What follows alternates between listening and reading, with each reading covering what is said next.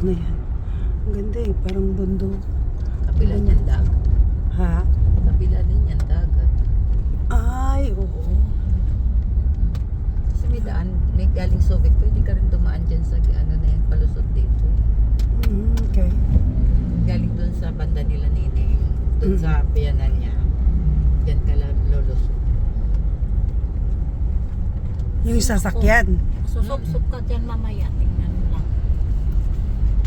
Oo, minsan bayaan mo siya. Kung masaktan siya sa sarili niyang gawa, okay lang yan. Uwi ka sa bahay, mamaya may bukol ka. Dito na lang. Dito na lang magkakabukol pa siya. Andito na magkabukol pa. Yung nakaraan doon na tumubo yung labi niya. Sub-sub siya. Sige, sige. Nagagawa niya rin.